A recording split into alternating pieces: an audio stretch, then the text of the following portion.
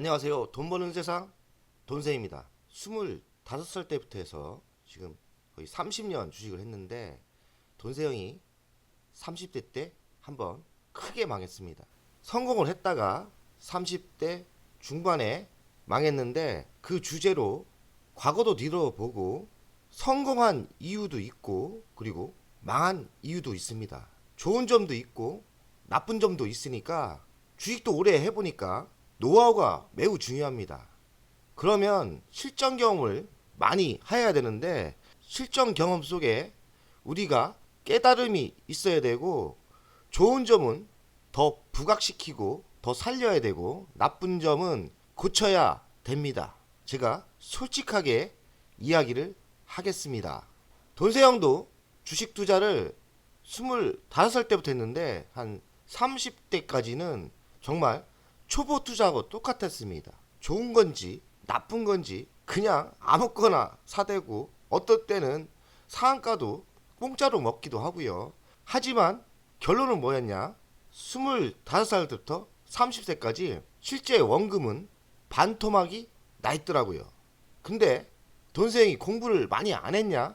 사실 공부를 많이 했습니다. 제가 주식 투자를 너무나 좋아해서 서울대학교 갈 정도로 공부를 밤새워서 했습니다. 그러면서 실전 경험이 쌓이지면서 노무현 대통령 시대입니다.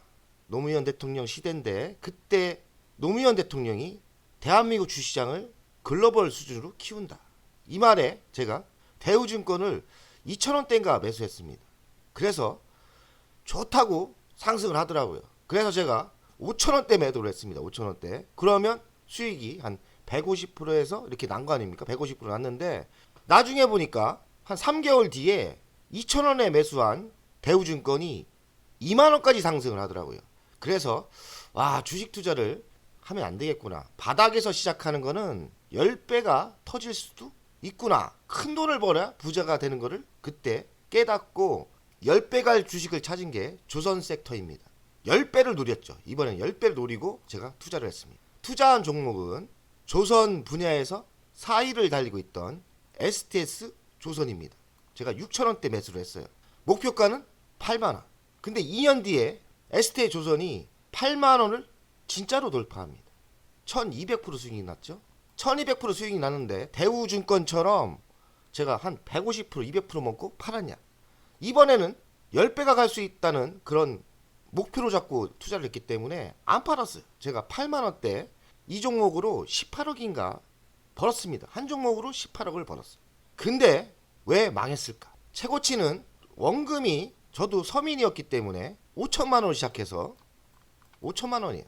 5천만원으로 시작해서 22억까지 치고 STS 조선을 제가 먹고 파기는 했는데 결론은 1억 2천에 팔았습니다.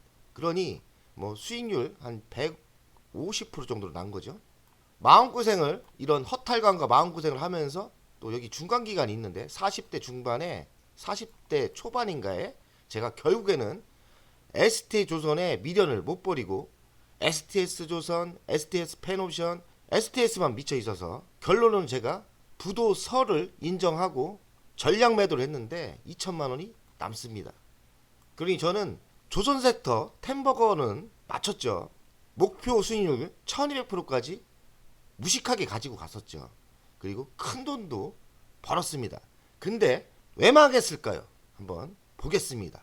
돈세형을 30대 초반에 부자로 만들었다가 다시 쫄딱 망하게 한 ST조선 해양입니다.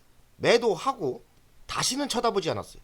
그래서 보니까 이 ST조선 해양이 주식이 상장 폐지가 돼 있더라고요. 전 상장 폐지 전에 매도를 했습니다. 제가 매수한 타점은 이때예요. 한 6천원대 매수를 했습니다. 한 2년을 기다렸더니 8만원까지 친 거죠. 81,500원까지 갔죠. 근데 여기서 빠지더라고요.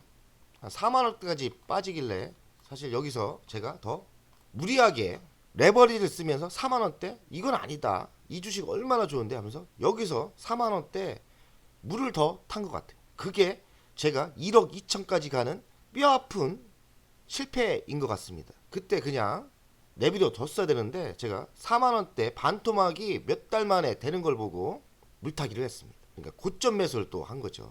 도저히 언제 매도했냐? 요때 매도를 한 것 같아요.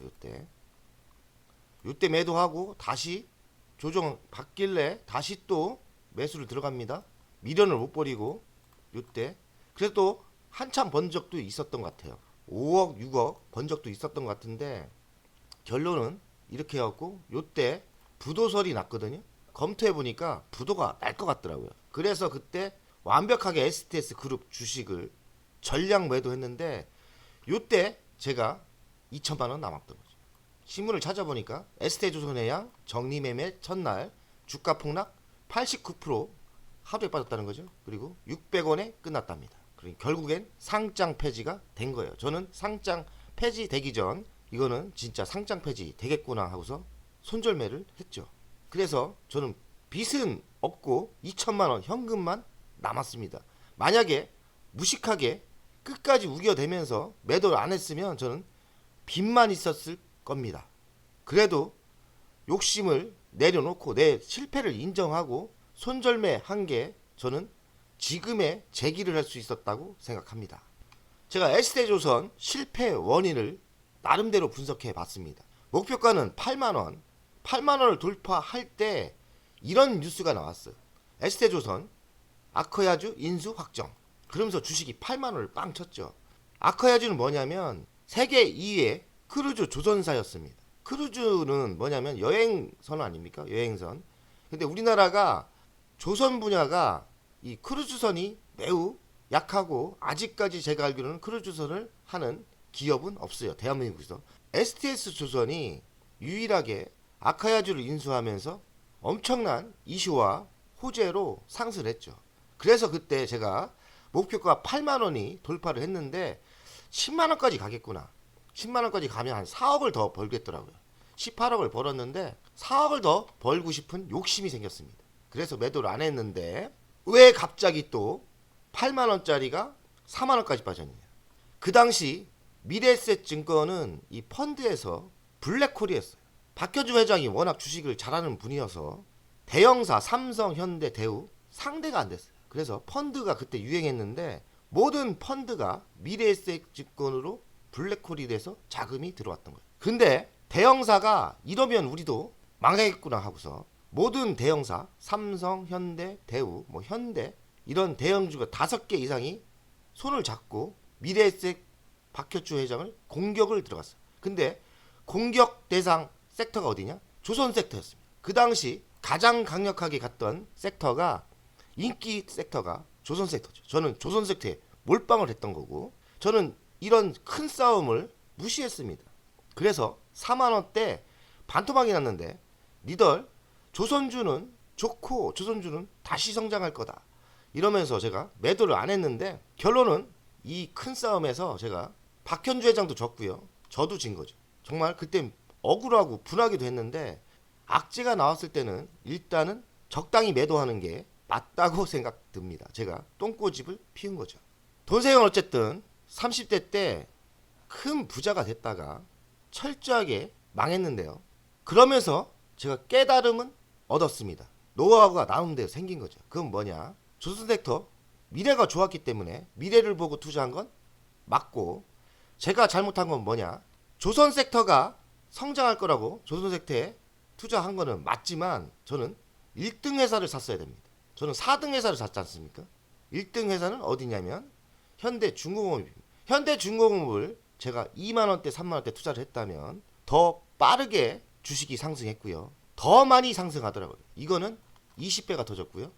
제가 3만원대 봤는데 60만원까지 갔으니까요. ST조선은 6천원짜리가 8만원까지 갔으니까 1200% 터진 거예요. 주식을 좀 알았다면 조선섹터 투자는 맞았지 않습니까? 편안하게 무난하게 안전하게 1등 회사를 사는 게 맞더라고요. 그리고 1등 회사는 절대 망하지 않습니다. 다음부터 1등 회사를 사야 되는 게 머리에 박혔어요. 1등 회사를 사려고 노력합니다. 분산 투자가 필요하다. 철저하게 느꼈습니다. 뭐 예로 현대중공업 사고, 대우중공업 사고, 삼성중공업 사고 아니면 다른 섹터 좀 분산 투자를 했으면 덜 성공했어도 이렇게 처절하게 무너지는 망하진 않았을 거다 이런 생각이 듭니다. 그리고 STS 강덕수 회장을 제가 개인적으로 너무 좋아했어요. 너무 사람이 멋져 보이고 회사를 성장시키고 강덕수 회장이 MLA에서 완전 황제였어. 크루즈선 인수한 것도 제가 너무 반해서 8만 원대 매도를 못하고 10만 원까지 고 이렇게 했던 거죠.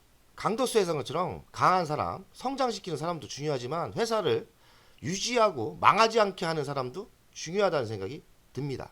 그리고 제가 느낀 거는 영원한 상승 섹터는 없다. 이 한 예로 작년에 2차전지 소재주가 뭐 미친 듯이 날아갔지 않습니까? 저는 그때 배터리 아저씨 계속 사라, 계속 간다. 저는 부정했죠. 왜냐면 제가 경험을 했지 않습니까? 끝없이 상승하는 주식은 없습니다. 그리고 1000% 이상 템버가 터진 종목은 매수했다가는 큰일 납니다. 조선 섹터에서 배웠어요. 그래서 그때 제가 배터리 2차 소재주 개미들이 미친 듯이 살 때 이거 꼭지구나 하는 생각이 들어서 저는 반대 이론을 이야기했던 거예요. 바닥에 산 사람들은 괜찮죠. 끝없이 상승하는 섹터는 없습니다. 어느 정도 불나방들이 들어올 때는 분할 매도를 해야 되고 매수하시면 안 돼요. 여기 이하처럼 고점에 분할 매도가 맞다. 고점도 정확하게 모릅니다. 그러니 만약에 에스테조선 8만 원대 50% 매도를 했으면 돈세영 아마 TV에 나오고 1000억대 부자는 돼 있을 거예요. 근데 돈세영이 제기를 했습니다. 어찌 제기했느냐? 남은 돈은 달랑 2천만 원. 제가 얼마나 마음이 아팠겠습니까? 와이프는 주식하지 마라. 주식은 다 망한다 하더니 진짠가 보다. 저도 인정할 수밖에 없는 그 정도로 현금이 2천만 원밖에 안 남았으니까 2천만 원 갖고 주식 투자를 해야 되냐. 제가 주식쟁이가 20년 넘게 했는데 현금을 3개월 동안 가지고 있었습니다. 주식을 다시 시작해야 되냐, 아니면 그때는 LG를 다니고 있었으니까 주식 투자 포기하고 월급쟁이에 집중해야 되나 많은 갈등을 했는데 제가 3개월 마음 정리를 하고 주식 성공은 제가 했던 거고 노하우는 아깝다. 내가 잘하는 장점은 살리고 내가 잘못했던 거는 철저하게 하지 말자. 3개월 동안 마음 정리하고 종목 공부를 했는데 다시 내 눈에 보인 종목이 뭐냐? SK 하이닉스였습니다. SK 하이닉스가 그때 반도체 경기가 나빠지면서 적자가 났거든요.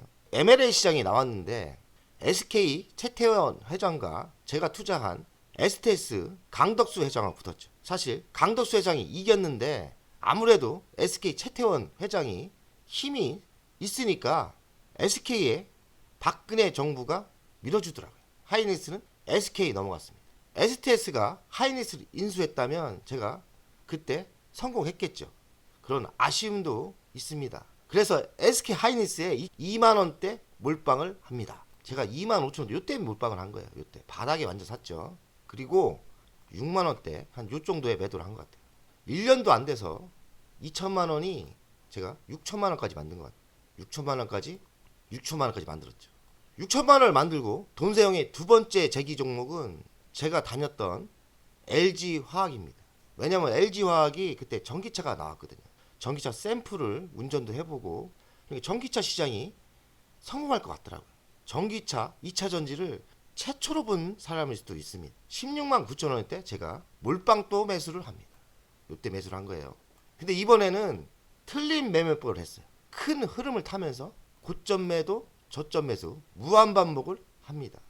그리고 이익 난 거는 지속적으로 L전자를 4만 5천 원대, 지금 그래도 9만 원대는 가지 않습니까? L전자를 매수해서 이익 난 거는 또 L전자를 계속 주식을 사 모으고요.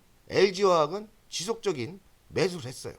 한 요 정도 한 3, 4년 동안 제가 여기서 수익률이 어마어마하게 났습니다. 한 2000%난 것 같아요. 여기서 수익률이 2000%가 터집니다. 왜냐면 100% 성공을 했거든요. 바닥에 사서 고점에 팔고 그러면 복리 효과가 있지 않습니까? 지속적인 복리 효과로 자산은 계속 커지는 거죠. 저는 이 당시 LG화학만 매수를 했습니다. LG화학만 샀다 팔았다. 한 종목만 올인을 했어요. 코로나가 터지면서 요때 좀 쫄아서 제가 요때 매도를 한 것 같아요. 코로나 때 요때 매도를 한 것 같아요. 34만 원대 매도를 하고 요거를 못 먹었어요. 다시 안 사지더라고요. 요거를 못 먹어서 제가 많은 아픔이 있는데 어찌됐든 저는 LG화학으로 매우 큰 돈을 벌었습니다. 돈세영이 짧게 성공 사례, 실패 사례를 이야기했는데 돈세영에게 좋은 점만 배우기를 바랍니다. 저도 단점이 있고요. 나쁜 점도 분명히 있어요. 좋은 점이 뭐냐? 10년 성장 미래 섹터 투자. 미래를 보고 투자하는 거는 맞고요. 제가 철저하게 배운 거는 그 다음 뭡니까? 대장주 매수입니다. 제가 틀려진 게 있지 않습니까? 2차전지 대장은 LG화학이었기 때문에 LG화학에 매수를 했죠. 그래서 성공했죠. 그리고 분산 섹터 투자. 돈세형 그 뒤로 분산 투자를 했습니다. 지금 너무 많아서 문제긴 한데 분산 섹터 투자가 맞는 것 같고요. 저는 철저하게 바닥 매수를 합니다. 중간에 또 따라서 매수를 안 해요. 바닥에만 매수하고 절대 비쌀 땐 매수하지 않습니다. 바닥은 아무도 모르니 저는 철저하게 기계처럼 저가 분할 매수를 합니다. 그리고 고점도 모르니 저는 분할 매도를 철저하게 합니다. 이런 점이 제가 강점이고 20년, 30년 배우면서 실패하고 성공하면서 배운 노하우입니다. 근데 나쁜 점은 레버리지 투자를 아직도 하고 있어요. 저번 달에 한 10억을 제가 레버리지를 갚았는데 또 요번에 LG노텍 그리고 세트레가이 성공했지 않습니까? 성공한 거 매도하면 저는 욕심을 내리고 레버리지를 전액을 갚을 거예요. 이제는 좀 편한 마음으로 주식 투자를 하고 싶습니다. 돈세형 30년 투자를 했는데 현금 전략이 약한 것 같아요. 현금을 가지고 있지 못합니다. 현금을 못 찾는 거죠. 현금도 종목입니다. 현금을 가지고 있는 전략이 저는 맞다고 생각해요. 현금을 가지고 있는 습관을 가지시는 게 전 좋다고 생각해요. 그게 좀 힘들어도 이를 악물고 현금도 종목이라는 생각으로 현금을 보유하는 것도 괜찮을 것 같아요. 현금을 또 보유하기 또 뭐하면 달러 매수도 괜찮은 것 같습니다. 욕심쟁이. 돈세형 아직도 욕심을 못 내렸어요. 그래서 욕심을 내려야 된다 이런 생각을 합니다.